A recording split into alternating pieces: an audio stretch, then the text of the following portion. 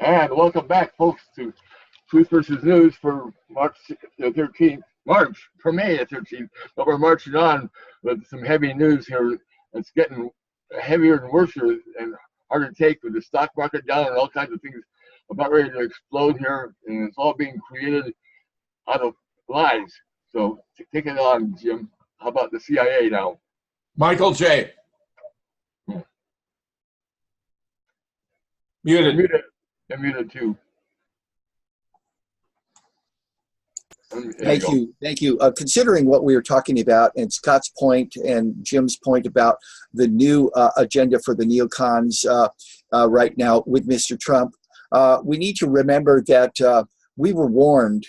And let's drop back, if you will, for a minute and consider this, that the plans for using America as a war machine were developed after we got the Federal Reserve, a private bank under the Rothschilds in the early 1900s, and they stole a lot of gold and sent it over to Russia in order to create the Soviet Union back then, but they also set up World War I to develop American military industrial complex.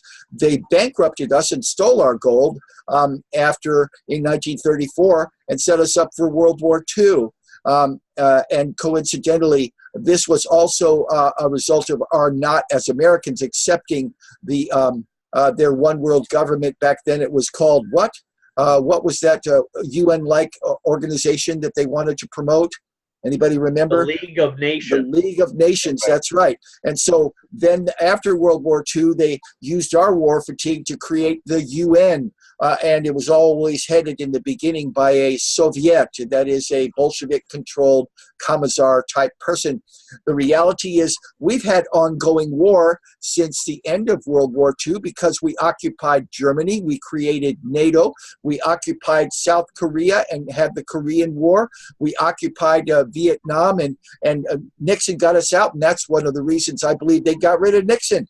And they didn't want that war to end. They always wanted an ongoing war. You know, right now we've been in war for 19 plus years with this, but let's not forget the war that we had in destroying a lot of the military in Panama when we took out Noriega because he wanted a larger cut of the CIA drug business coming through from the Medellin cartel in South America. We are addicted to war.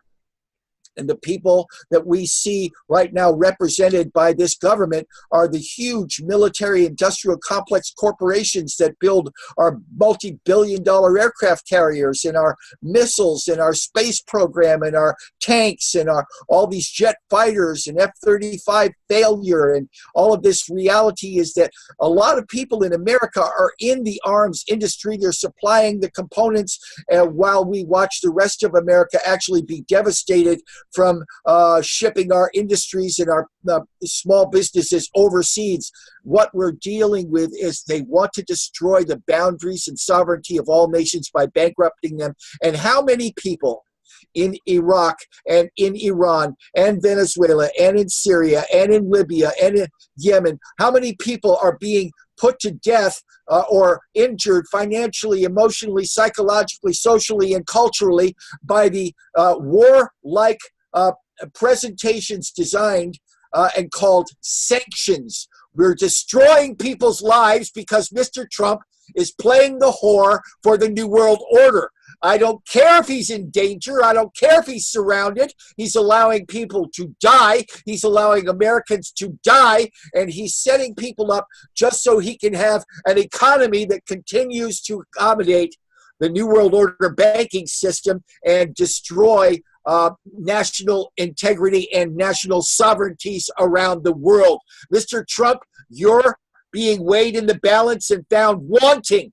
But I'm not the only one weighing you, Mr. Trump. You're being weighed by Almighty God, and he's going to hold you accountable throughout eternity. And Jim, I want you to know that you cannot believe in the spiritual things that are revealed in the Word of God unless God opens your eyes. It's not a natural phenomenon. The Bible makes it very clear that these things are foolishness to those who have not been quickened by the Holy Spirit. So I agree with your perspective because it's yours. You're being honest. But the reality is when God opened my eyes, my whole worldview changed and my eternity changed along with it. Thank you. Could I just Well, say Michael J., I fully respect your right to believe these Thank you. things, and Don And you and too. Scott as well. I completely 100%. Meanwhile, we have an ex-CIA operator. Those who planned the coup against Trump are about to be indicted.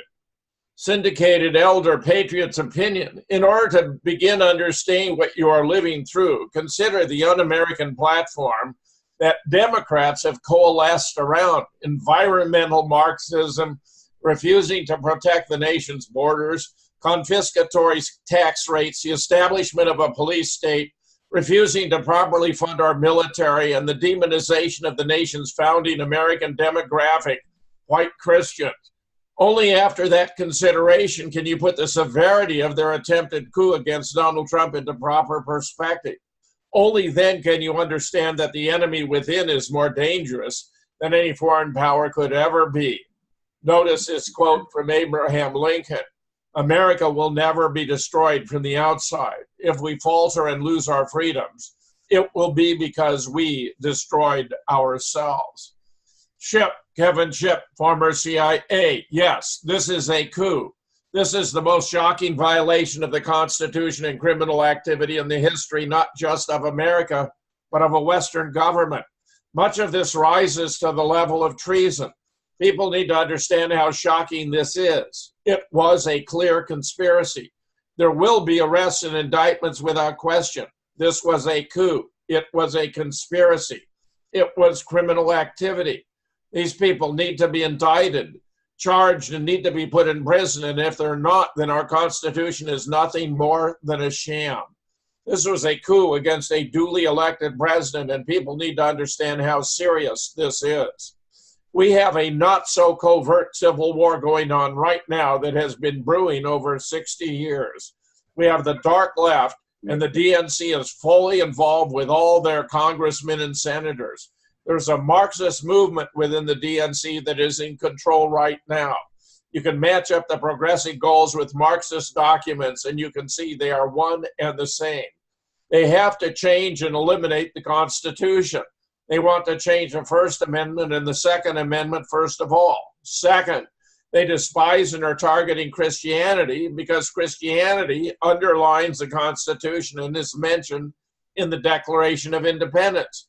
That's the second target they have to destroy. Their third is the founding principles of America. That's our culture. They have to destroy these three things if they're going to overturn our Constitution and turn this into a global Marxist government. That is not an understatement. It is not the same party of JFK. It's now a Marxist party and an umbrella for every victim, twisted and perverted group that has nowhere else to go. This is a mortal blow to the Democratic Party when these things come out. They have been using classification as a way to cover up illegal activity. The CIA has, especially in the case of this coup, not just in this, but in other things they've done criminally, have been withholding things from Congress using classification for decades.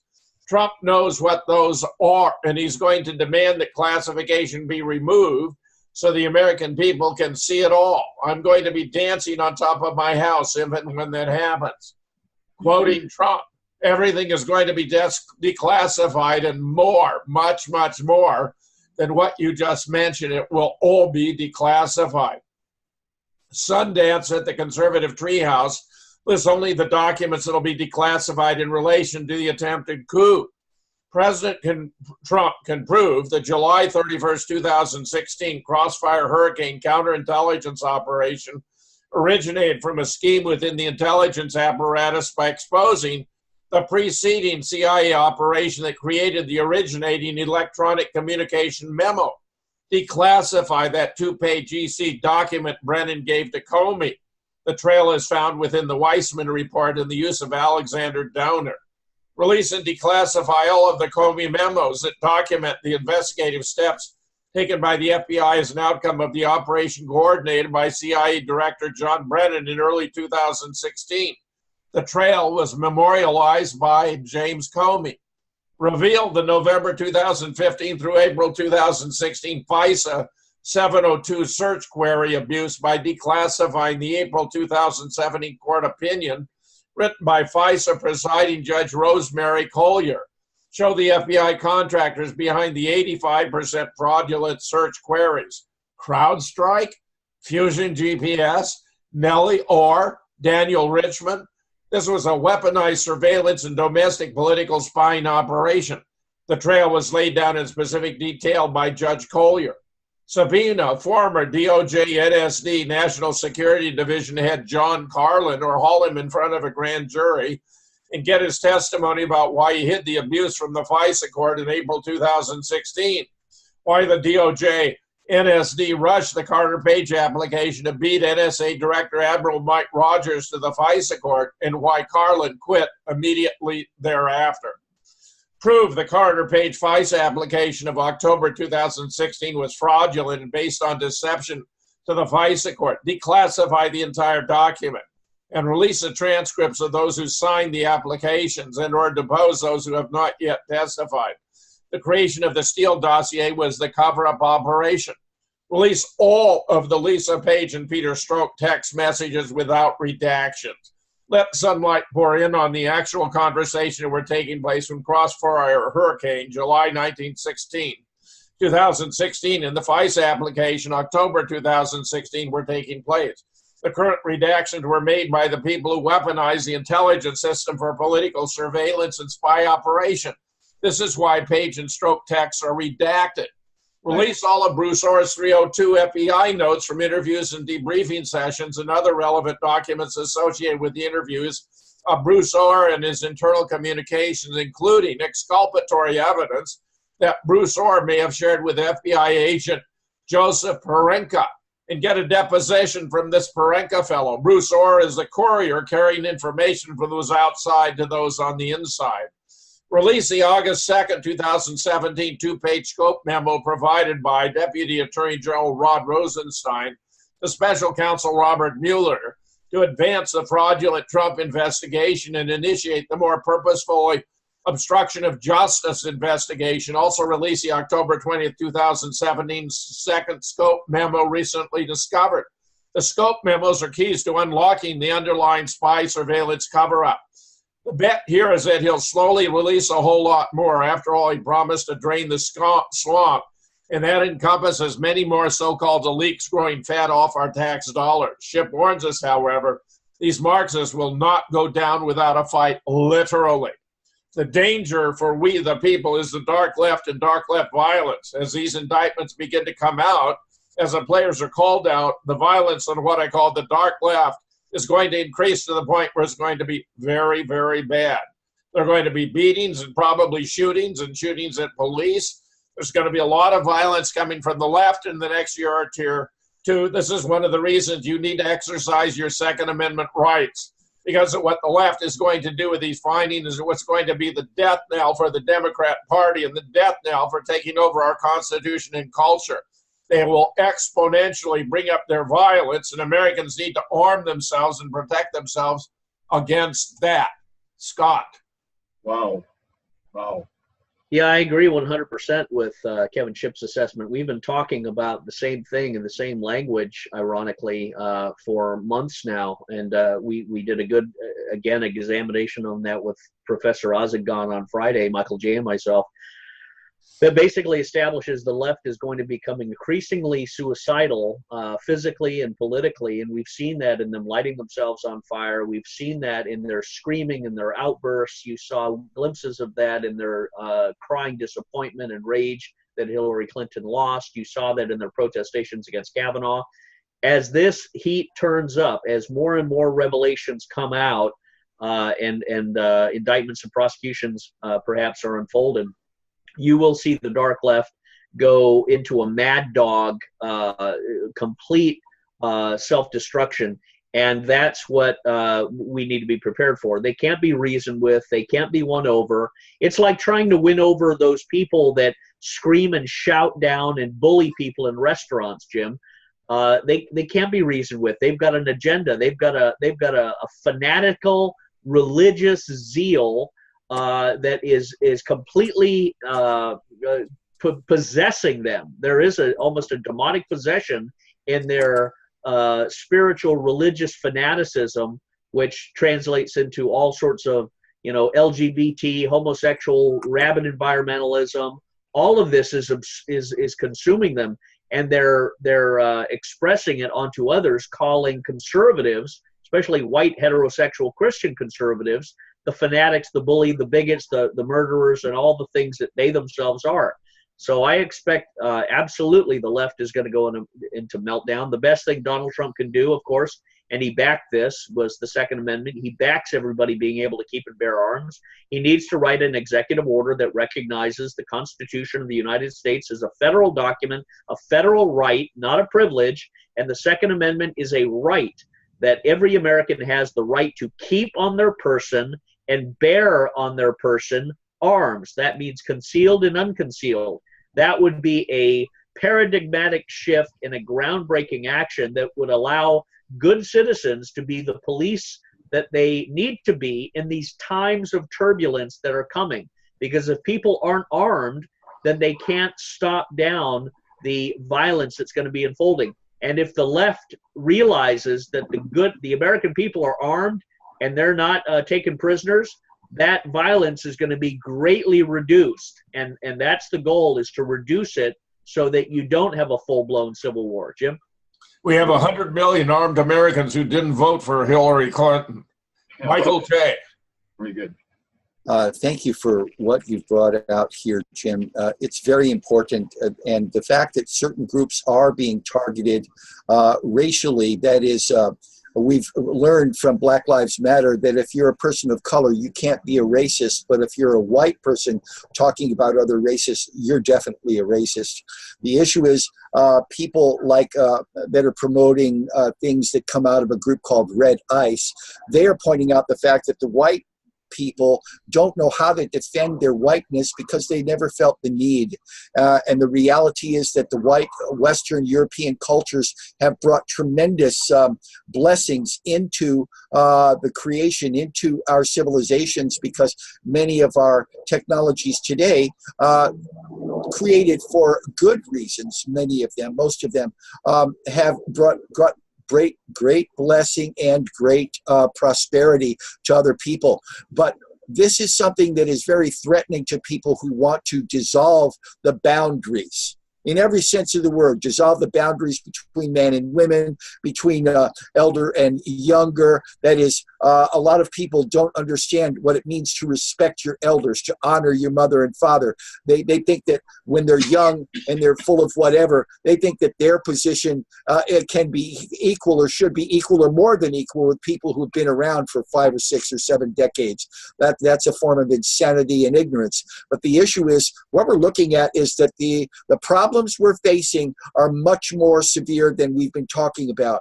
That is, we're not fighting against flesh and blood. We need to consider that there are spiritual forces, and these spiritual forces are very real, by the way, to the left. They openly invoke Satan. They openly invoke Lucifer. They openly chant and ask for demons to come in their lives, and they're willing to do a child sacrifice, human sacrifice, and they've been doing it for a long time, up to and including what's going on in the Vatican and other places. This has been exposed by people like Kevin Annett and ITCCS.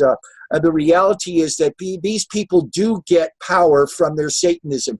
They do have benefits from drinking blood or actually eating fetuses or harvesting stem cells from fetuses. The issue is we are in so much trouble, but many people don't understand that below the surface of our culture are a group of people that were exposed by people like Kathy O'Brien that had been trained since the 40s and 50s as assassins, as prostitutes, as sex slave workers. They've been trained by MK Ultra programming. They've been trained using now highly sophisticated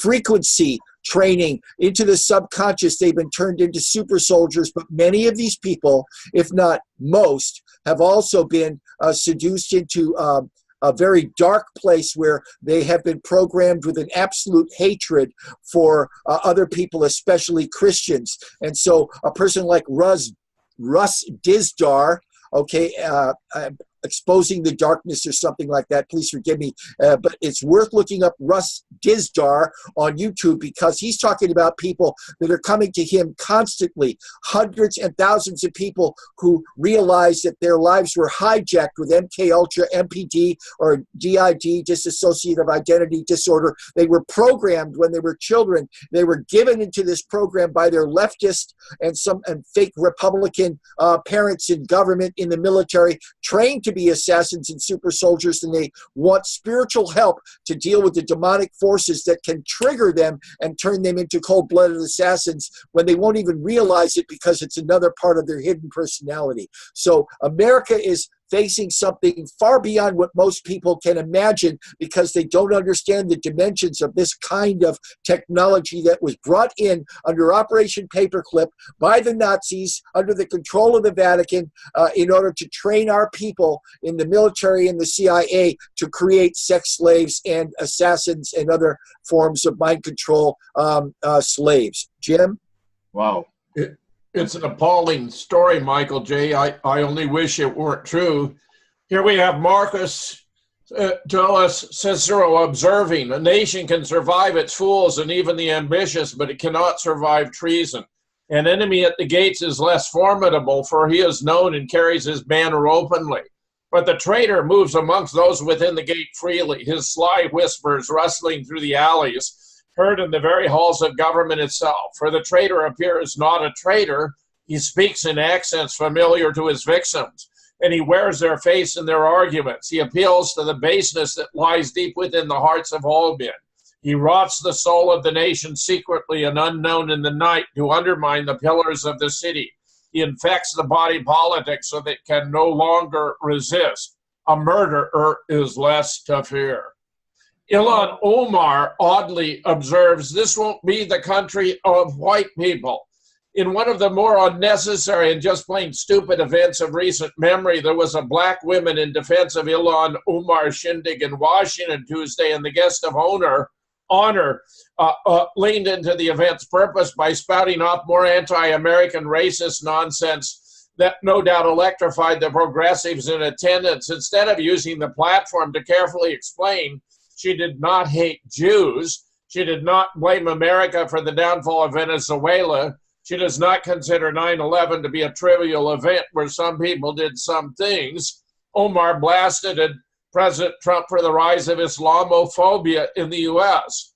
No, Ilhan, we're pretty sure that was sparked by that time some people did some things. You might want to look into it. When we talk about anti-Semitism, we must also talk about Islamophobia. It's two sides of the same coin of bigotry, she said. This is not going to be the country of the xenophobics. This is not going to be the country of white people. This is not going to be the country of the few. This is going to be the country of the many. I agree with a lot of what she said here, but it wasn't delivered perhaps in quite as ambiguous a fashion as it might. At least Omar admits she's on one side of the old bigotry coin. Wonder what she meant by this is not going to be the country of white people, though. That sounds sort of racist. So you can say what you want about white people. It just doesn't count, just as you can say anything you want about men, Christians, straight people. Any other group the left has it deemed protected. And if you're a far-left Muslim woman in a hijab, you can say anything you want about anyone because, well, we just can't understand the depth of your experience, guys. It's her truth, y'all. You have to respect that. You will respect that by force if necessary. The thing that upsets the occupant in the White House is goons in the Republican Party. Many of our colleagues in the Democratic Party is they can't stand that a refugee, a black woman, an immigrant, a Muslim shows up in Congress thinking she is equal to them, Omar said. That's just what it is. You're just so damn persecuted. Strangely enough, we didn't see anything about the event on the front page of the Washington Post or the New York Times. Do you think a white men in defense of Steve King event would be similarly ignored?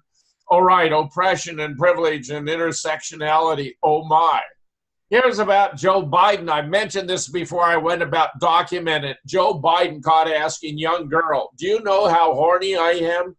Footage has surfaced of former Vice President Joe Biden touching a young girl inappropriately while whispering in her ear. Do you know how horny I am to have a 13-year-old girl standing right next to me? Leaning against the young girl so she's pressed against his groin, Joe Biden whispers, "Speak to my daughter Ashley about the film," before lunging in for a kiss. The 13-year-old girl manages to evade Joe Biden's ancient puckered lips, but her discomfort is clear for all to see. Proving the disheartened reputation as Washington, D.C.'s premier sleaze is justified. Creepy Joe Biden then touches her again before murmuring, "You're a good-looking girl." No wonder Jeff Sessions abruptly ordered Joe Biden not to touch his granddaughter when they had the misfortune of running into the former vice president at the Senate swearing-in ceremony in 2016. There is endless footage of Joe Biden taking advantage of young girls and touching them up while their distracted parents meet and greet politicians in D.C.'s corridors of power. While mainstream media is busy attempting to turn Joe Biden into a viable presidential candidate for 2020, portraying him as cool Uncle Joe, always wearing shades and cracking jokes, the reality is the former vice president is a serial sleaze who preys on young children. His reputation in D.C. precedes him, and other politicians do not let the young family members anywhere near him. Creepy Joe Biden is a prime example of the culture of permissiveness that pervades the corridors of power in D.C. Satanists and pedophiles prowl the halls and abuse their power in the worst possible way. There's a pedophilia problem in government as well as at the top of the entertainment industry, and they are protecting each other from prosecution. Biden's behavior publicly proves they have become complacent. They're flaunting their perversions. We need to begin the purge.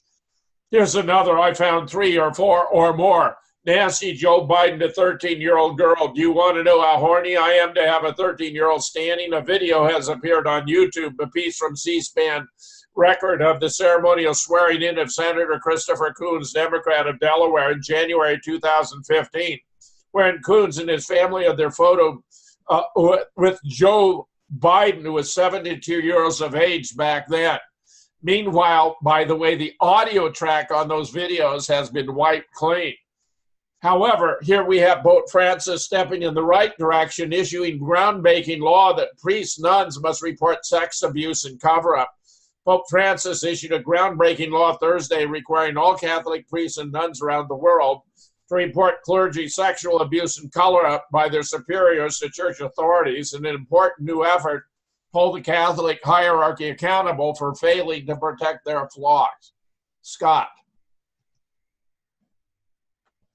Well, I certainly think Joe Biden is not going to be the president of the United States. I don't think he has the energy. He's far too old, and this sort of pedophilia allegations and sexual deviancy and drunken corruption is going to emerge by a John Kerry Swift boat independent 501c3 campaign, I'm sure, if it ever went that far.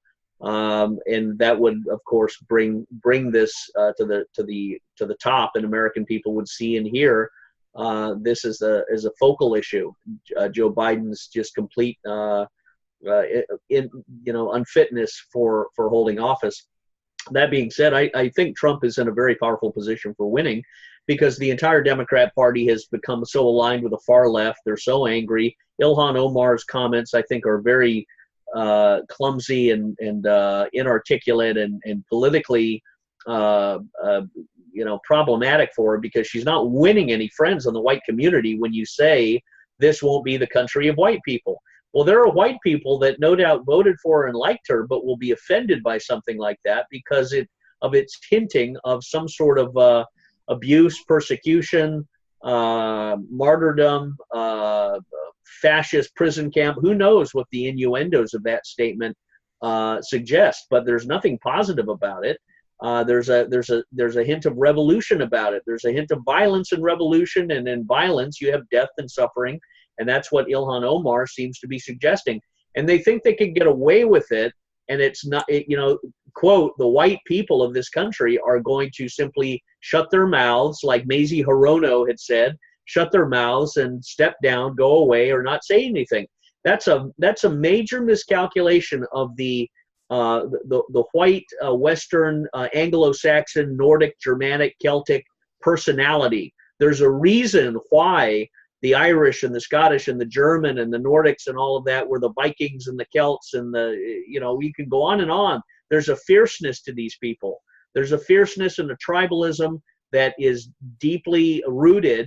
And if you stir that up in a sense of it's us against you, then you really are going to trigger a war that, you know, white people would essentially win because they're prepared, they're armed, they're not going to back down when they're threatened with an existential persecution.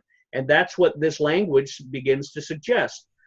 So I don't think it's wise to begin using this us against them. There are good black people, there are good white people, there are good yellow people, good Mexican people, there are good people all around that believe in liberty, the Constitution, the rights to keep and bear arms, the right to speak, the right to earn a living, all of the fundamental rights that our founding fathers envisioned for the United States of America. And it is not a racially inclined oligarchy.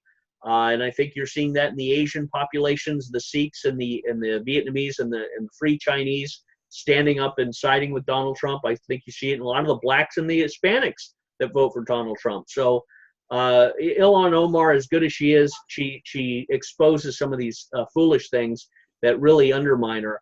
And I think we're going to see the entire Democrat Party, they won't be able to get out of that mode. They have no sense of larger diplomacy in serving the American people. All they're obsessed with is serving themselves, destroying Donald Trump, and getting revenge on the people that allowed the break from their communist agenda that was under Clinton. And the mass majority of Americans, when they begin to really realize that, they will initiate what Schiff was pointing at, which is a massive downfall of all of the Democrats, because they are mad beyond all hope, and the only hope the people of freedom have is to put them down. Jim? I agree, Scott. Ilhan Omar was way ahead, and she seems to be squandering such political capital as she acquired. Michael J. Well, thank you. I think people often see this phenomena that when you squeeze somebody, it's like squeezing a tube of toothpaste and what's inside comes out. The reality is she did have a clue. She did have understanding about what it means to actually experience and express liberty. But when she started putting a racist perspective on it, and when she started justifying a religion that is essentially a cultural, predatory philosophy of absorbing everyone around you, I see that the Wahhabi Muslims are sort of like the Borg. They will multiply and multiply, and then they won't join the culture. They will infect the culture around them. And without understanding this, nobody will ever really understand the true foundations of America. America was inviting people into a place of freedom of religion, but it never was giving people who had predatory religions real freedom. It would restrain them and restrain their racism. But the true infection in America that has changed us from almost its very inception is the infection of Masonry. Masonry controlled by the Jesuits, Masonry where they wrote most of the degrees, Masonry which is about bringing people from all races and religions into something that actually winds up wiping out all religions and giving us a fake counterfeit brotherhood under the control of the upper levels of Freemasonry. I believe many, if not most of the people in our Congress and Senate are Masons. Mr. Trump was educated in a Jesuit controlled university, in college or military school. He's involved in the Masons. People around him are Masons, and the Masonry controls many of our judges, many of our military, many of our people in positions like police and sheriffs. This is a terrible infection. Why? Because they take 2 oaths. They took an oath to defend the Constitution, but their Freemasonic oath is much more personal. Their Freemasonic oath binds them because the power of life and death is in the tongue. They speak their own enslavement to their most worshipful masters, if you will, and looking up the oaths of Jesuits, looking up the oaths of the Masons, it shows that we have this 5th column of traitors. They're spiritual, moral, cultural traitors because they have actually bound themselves with oaths promising to defend their brothers or whatever against criminal accusation, even up to and including murder and treason. Look it up. Masons are not real Americans. Masons are an infection that was set up under the War of 1812 when all sorts of things began to happen to get rid of Christian influence from our major universities. And why? Well, because if you look at Harvard, you look at Yale, you look at Princeton, all of these are leftist now. All of them are teaching anti-American propaganda. Why? Because they used to be Christian seminaries teaching the Word of God. And so, like we pointed out, that the history foundation of America was one nation under God, but it was not the God of the Masons. It was not the God of the Jews. It was not the God of the Catholics. It was not the God of the Hindus or the Buddhists. It was the God of our Lord Jesus Christ. And that's why America was called a Christian nation. And so this attack is an amazing thing, but it's also including, you have to realize that the Luciferians must introduce immorality to demoralize the people, and that's why you see these pedophile Joe the molester monsters out there, because they've been demoralized and they don't have a standard that they can hold on to that is called decent or holiness or righteousness. These people promote divorce, fornication, and everything like that. And this is why America is in a spiritual crisis, and America needs to turn back to God. Jim? We're all in a mason jar. They're all trapped in a mason jar. Go ahead. Thanks. Yeah, Don. Thanks. Meanwhile, we have the Supreme Court shooting down New York City's Second Amendment avoidance scheme. Editors note New York City is so liberal that criminals may have to start hacking their victims with machetes. How in the world can a city with so much crime be so ready to hand over its guns? It's not the people, it's the leadership. Duh. This is what you get when you elect Dems every single election. Let me just say, this is what happened in London. They took away the guns and they had an outbreak of knife attacks. They took away the knives and they even have had to outlaw potato peelers. It's absurd. Last week, the Supreme Court refused to buy into New York City's transparent scheme to avoid the court's review and wisely denied the city's request to put an indefinite hold on New York State Rifle and Pistol Association versus City of New York. It's the Supreme Court's first true Second Amendment case since 2010. For years, residents of New York have been required to apply for a premises license to own a handgun. Worse, city officials place a number of restrictions on what residents can do with a firearm possessed pursuant to such a license. Most egregiously, license holders may not transport their handguns outside of city limits, even to another home owned by the residents or to a licensed shooting range or competition. 6 years ago, New York State Rifle and Pistol filed the lawsuit. For 6 years, New York has fervently defended its rule, maintaining it's necessary for public safety. That is until the Supreme Court agreed to review the constitutionality of the regulation. New York officials came up with a new scheme and offered proposed changes. These are in direct response to the lawsuit, providing exceptions to handgun owners for transporting their guns to vacation homes, shooting ranges, or shooting competitions outside city limits. But these are only proposed changes with no guarantee they would ever be implemented. The Supreme Court saw through New York's scheme. The court denied the state's request to delay briefing until New York resolved its rulemaking process. As a result, the briefing will go forward on the first true Second Amendment case, it's McDonald versus Chicago. New York State Rifle and Pistol's opening brief is expected on May 7th, just passed, and amicus briefs in support are expected to be released on May 14th, which is tomorrow. Meanwhile, New York wants to force all gun owners to buy $1 million liability policy. But does the phrase "shall not be infringed" apply to New York? As Daisy says, if you think this is crazy, stay tuned. It's just going to get worse. New York State is still chipping away at gun rights, and now they've introduced Obamacare for guns. Legislators are hard at work trying to force every gun owner in the state who isn't a cop or active military to purchase and maintain a minimum of $1 million liability insurance policy. Meanwhile, Cory Booker agrees with a proposal to jail Americans who defy gun confiscation. David Horowitz once said, inside many liberals is a totalitarian screaming to get out. It's the capital T truth, and Senator Cory Booker is just the latest presidential candidate who promises to usurp our right to bear arms should he become president. And in an earlier gun proposal, he offered this. The biggest thing in the proposal is a national gun licensing program, which would force Americans to apply for 5-year gun licenses before obtaining a firearm.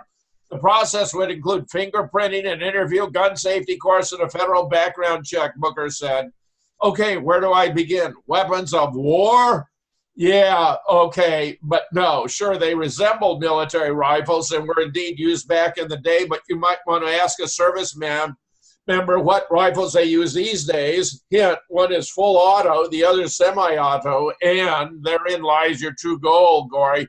Man, all semi-autos, am I right? And speaking of AR-15s, Cory Booker said, you might want to read the Heller decision regarding guns in common use. AR-15s, AR meaning Armalite rifle, not assault rifle, Captain Conflate, or as common as a head cold. In 2012, the sale of the most common pickup truck, the Ford F-150, was 645,316 units in 2012. The number of the most common rifle, the AR-15, was over 1,200,000 units. The most common rifle is nearly twice as common as the most common pickup truck. The reason I'm using 2012 figures is it takes 18 months or more to gather and tabulate the production figures from the dozens of AR-15 manufacturers. Ford does not have that problem. And even if you somehow convince a judge the dangers of the commonly used AR-15, you still wouldn't stop gun owners from attaining them, thank you. And on your tired old magazine capacity proposition, yeah, California already tried that. Even the Nutty Knight found the ban unconstitutional, at least for now. Not to mention, as one is so inclined, guns can be acquired without jumping through your ineffective hoops, like those who flout the heavy-handed laws already imposed in your own home state. Wink, wink, nod, nod. And by the way, do you care to have a substantive discussion about the number of lives your weapons of war have saved, Senator Spartacus? I'm betting you don't. Exhibit A from the Heritage Foundation based on empirical data. Violent crime is down and has been on the decline for decades. The principal public safety concern with respect to guns are suicides and illegally owned handguns, not mass shootings. A small number of factors significantly increase the likelihood a person will be a victim of a gun-related homicide. Gun-related murders are carried out by a predictable pool of people. Higher rates of gun ownership are not associated with higher rates of violent crime. There is no clear relationship between strict gun control legislation and homicide or violent crime rates, except I would say the greater the restrictions, the higher the homicide rate. Legally owned firearms are used for lawful purposes much more often than they're used to commit crimes or suicide. Concealed carry permit holders are not the problem, but they may be part of the solution. Scott. Well, they are part of the solution because every good citizen armed with a gun is a police officer waiting to stop crime as it happens or before it happens. That's the rationale for arming good citizens and arming teachers, or just allowing people who want to carry firearms to do so, open carry and concealed carry, because they instantly become police officers. Criminals are not interested in any way, shape, or form the laws and do not respect them. That's why they're engaged in criminal activity. They're stealing and they're robbing and they're killing and they're raping and they're doing things using firearms to facilitate that crime. Good people, citizens, legal law-abiding citizens simply exercise that right for the preservation of life and their liberty and their property. And I think Trump recognizes that. I think the majority of Americans recognize that. We have to look at these Democrats in the aggregate, Jim. What Cory Booker and Kamala Harris and even Ilhan Omar and all of these people are saying, we have to lump together and say this is the general Democrat platform. You will have your guns taken away. You'll be labeled a racist and a bigot, a white minority person. You will be paying racial reparations. And from now on, this country does not belong to you. It belongs to us. And you are the enemy, and you need to be subjugated and controlled because of 300 years ago, all the stuff that happened, we're blaming on your ancestors now. That really is in a very broad sense what they're advocating in their heart of hearts. And that is the equation for a civil war. And again, if a civil war is coming, the Americans who are armed are the ones who will win it. Go ahead, Jim. Michael J. It's interesting, Jim, that history will show us that the religion of Judaism was perverted because of the Talmud, and they've been considering the rest of humanity as their slaves ever since.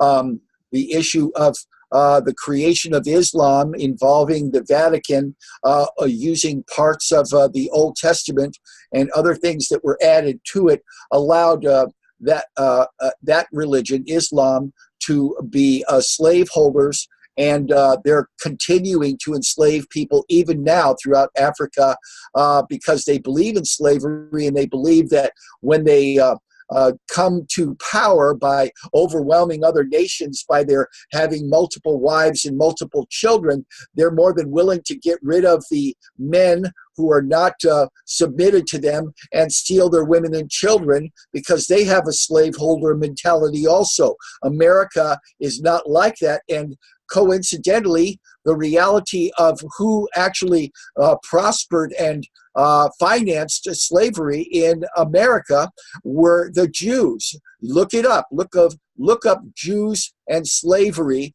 on YouTube and on the internet. What we're looking at, though, is that people that have been following the Bolshevik pattern, like Rahm Emanuel, turned Chicago into the killing fields. We had Washington, D.C. as the killing fields until there was some change from some kind of Supreme Court or state Washington court decision. But the issue is here in California in 1987, whereas a pilot state, they began the push to call semi-auto rifles assault weapons, and they've facilitated the diminishing amounts of ammunition you can put in your magazine, in your rifle.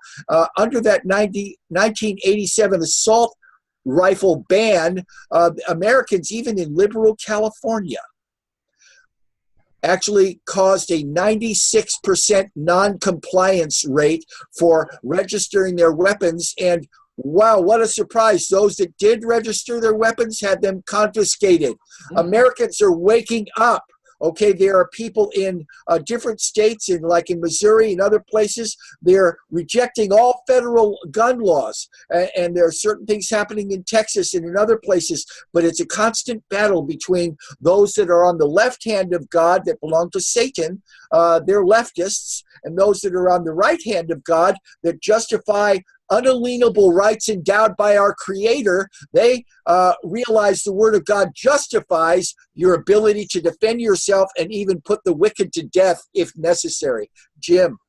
Oh, you got that right, Michael J. No doubt about it. You got that exactly right.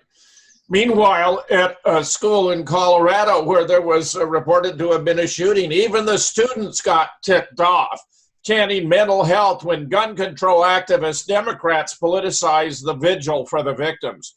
Dozens, if not hundreds, of STEM school Highlands Ranch students walked out in anger Wednesday evening after two congressional Democrats in a far-left group politicized a vigil for a student who was killed during a mass shooting at their Colorado school Tuesday.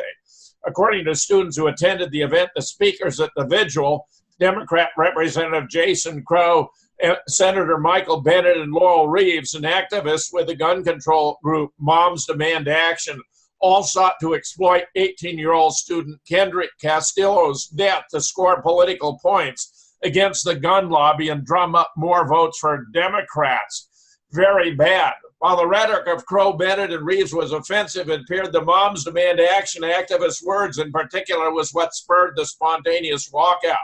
I'm speaking to a student right now on the phone who was at the STEM school shooting vigil in Highlands Ranch, and he said the students became furious after listening to a woman from the far-left gun control group Moms Demand Action who was heavily politicizing the tragedy.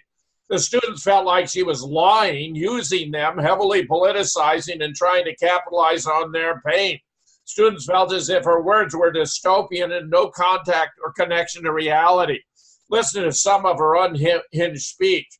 As noticed, she demonized pro-Second Amendment politician, asking the students to elect Democrats to office, requesting they raise money for gun control advocates. After walking out on her politicized speech, the students reportedly chanted mental health, held their own vigil outside, and then later returned to the auditorium to blast Democrats and their allies with moms demand action for disrespecting them. Meanwhile, as I have reported and will continue to report, studies show that most guns are used for defensive gun purposes, not for offensive.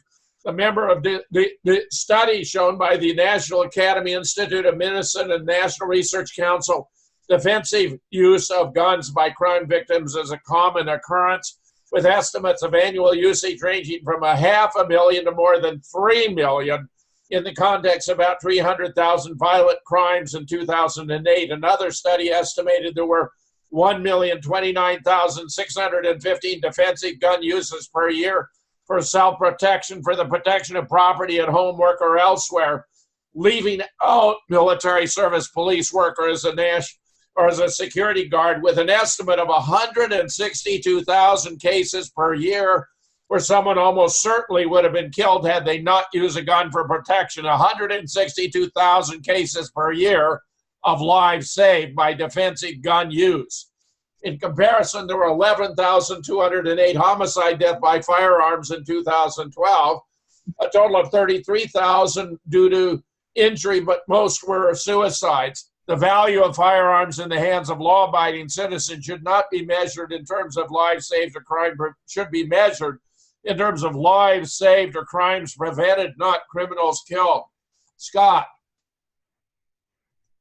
Well, she sounds remarkably similar to that mother who got on TV, and I think she's an actress, when she said, "I don't want prayers, I want gun control." I'll never forget that. So there was some shooting, and she says, "I don't want prayers, I want gun control." That's the entire agenda behind Sandy Hook, Jim. No one knows that better than you. They are doubling down. They're using the false actors, false children, victimized people, claiming to be victimized, like they did in the New Zealand shooting. That never happened. We went over moment by moment, frame by frame, and disclosed that entire episode was using blanks. Not a single person was impacted by a bullet. Not a single hole was in the wall. Not a single blood spatter was anywhere to be seen. All of this is a massive attack on the Second Amendment. Why? Perhaps there's a larger global political George Soros agenda.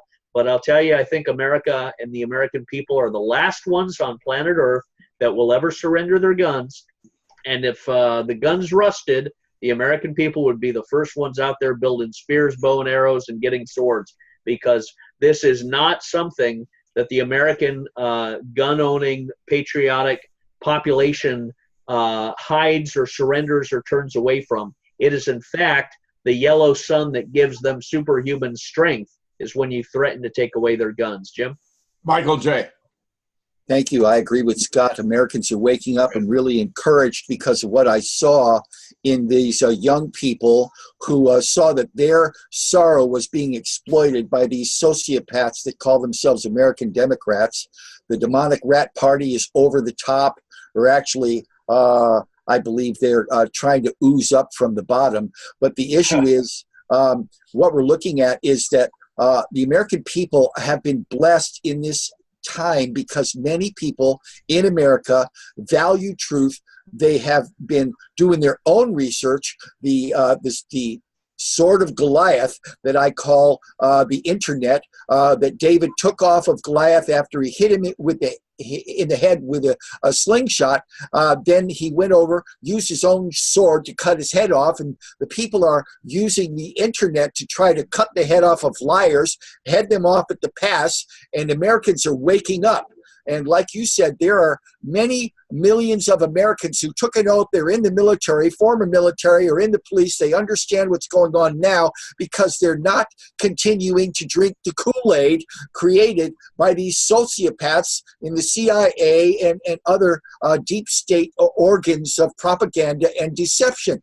The false flags have backfired, Jim, and prime movers in this are truth tellers like yourself and others who are exposing what really is going on with an agenda of deception. But let's remember, the greatest false flag we've experienced in our history involved many millions of people really dying when we thought it was the Muslims with box cutters slamming those planes into the World Trade Center, which you also exposed in that wonderful book, America Was Nuked on 9/11.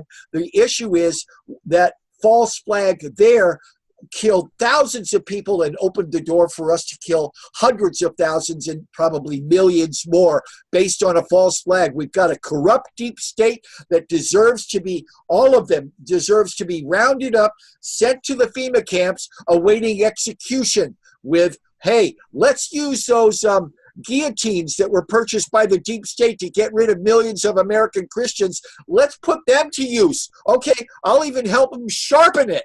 But the issue is, let's get a reality check, America, and realize that you can rebuke liars and deceivers by handing them a full cup of the truth and saying either you drink it or I'm rejecting you as an American. I am rejecting you. You're not an American. Jim? Yeah, very good. Well said, Michael J. Meanwhile, we have Texas doing something about social media censorship of conservatives, and there are a massive number of instances where Chase Bank is denying service to conservatives and Trump supporters. They won't do business in Project Veritas. They admitted it. New York Times calls for a war against Trump using mafia godfather tactics. CBS rejected a patriotic ad for the 2019 Super Bowl. U.S. tech giants are waging a war against free speech. Who's behind the tsunami of social media and censorship blogs? Bonfire at the Tech Vanities. Facebook took down the Fellowship of the Minds just in time for the November 6th midterm election. WordPress canceled Fellowship of the Minds Jetpack premium software. The New Zealand mass shooting post that got Tony Mead banned from Facebook again. The latest social media censorship took place just a few days ago when Facebook and Instagram, with no warning, banned a number of so-called far-right extremists, including Alex Jones, InfoWars, Milo Yiannopoulos, Paul Joseph Watson, Laura Loomer, ostensibly for safety reasons. As Clash Daily pointed out, neither Facebook nor Instagram cited what they had done, violated their community rules. Trump is getting aware of it. I'm continuing to monitor the censorship of American citizens. We have a bill by a senator from Texas who is going to require the social platforms to conform to their policies, allegedly being a platform for the objective presentation of everyone's point of view. Senator Hughes said he and several others agree that they don't actually contradict the federal law because he applied to the Texas Deceptive Trade Practices Protection Act, which protects consumers from bad or misleading actions in the trade industry. And now we have the Supreme Court upholding iPhone owners can sue Apple. The Supreme Court rules. 4 liberal justices joined by Kavanaugh on the 5-4. This is the first bell warning that the social media giants are going to be taken down. Mark my words, it's coming. It's going to happen. Scott, I'm sorry to say we don't have time for commentary. I'm going to turn it over to Don for the final words here for our show for today. Oh, wow. What a show this is. I mean, you can see that the problems that we're having, and that fake news has been turned into fake history from way back. And the whole thing is a big fraud. And essentially, the secrets are finally coming out about the control that's been hammering us down under the Masonic and other powers that be that have inside control. And of course, everything has got to be hidden by saying it's national security to hide their crimes. And essentially, the crimes are coming out. And yes, people heads should roll, Michael J. And it shouldn't be our head. It should be those who have deceived us for so long. So hopefully, you're getting this kind of message, folks, and waking up to what's really happening in the world. And I will say that if you do, keep watching and sharing this video. And it's so welcome again, and thank you for watching Truth versus News for May the 13th. And it's all happening right now, folks. Wake up! Time is it. Time is now. So we'll just say thank you and say adios for today. Watch us next week and share. God bless.